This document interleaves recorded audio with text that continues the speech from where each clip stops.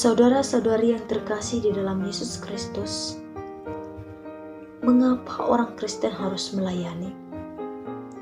Pertanyaan ini berlaku bagi semua orang Kristen, bukan hanya untuk para rohaniawan yang penuh waktu. Kita semua hidup bukan hanya demi menikmati karya keselamatan Allah, tapi juga kita ikut merespon karya itu dengan pelayanan kita. Entah itu sebagai pendua syafaat, membantu orang yang kesusahan, atau yang lainnya. Nats renungan ini membekali kita untuk menjawab pertanyaan tersebut. Mengapa harus melayani? Yang menjadi ladang pengutusan utama kita adalah tempat kita hidup, berkarya, bekerja, bercanda, menderita, dan bersenang-senang.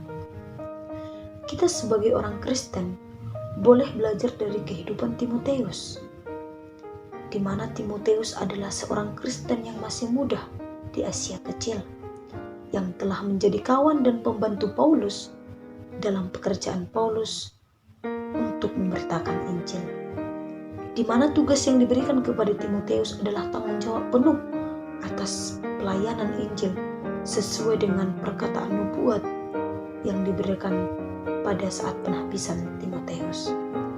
Yang perlu kita ketahui, telah dinubuatkan bahwasanya Timotius diharapkan menjadi tertantang dan terdorong untuk tetap setia dan melaksanakan tugasnya yang berat, sehingga pada akhirnya Timotius dikenal sebagai uskup Kristen. Saudara-saudara yang terkasih di dalam Yesus Kristus, mengapa orang Kristen harus melayani? Karena hidup kita bukan lagi milik kita. Tuntunan melayani adalah hal yang mutlak dari Allah.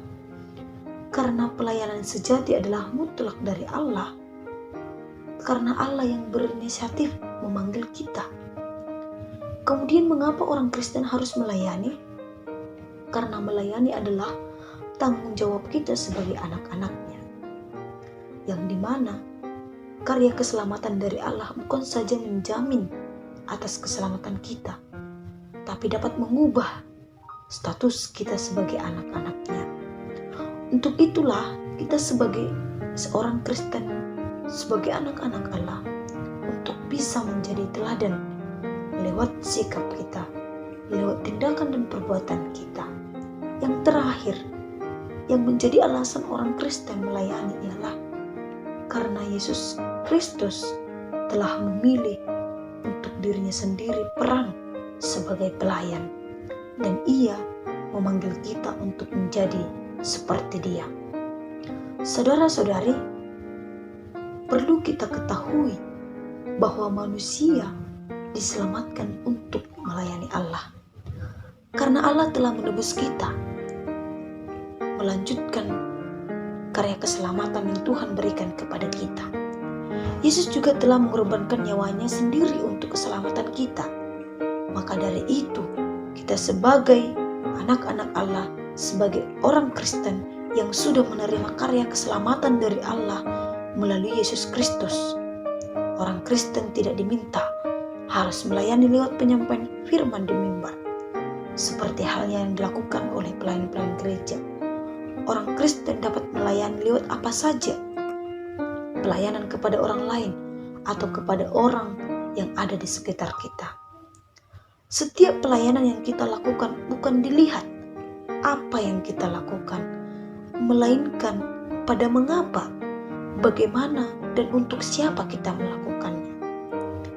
Selama tujuan kita hanya untuk mempermuliakan Tuhan dan melakukannya sesuai dengan rambu-rambu Allah, kita sudah pantas disebut orang-orang Kristen yang sudah meneladani hidup Kristus. Marilah kita melayani sepanjang hidup kita demi memuliakan nama Tuhan. Amin. Tuhan memberkati.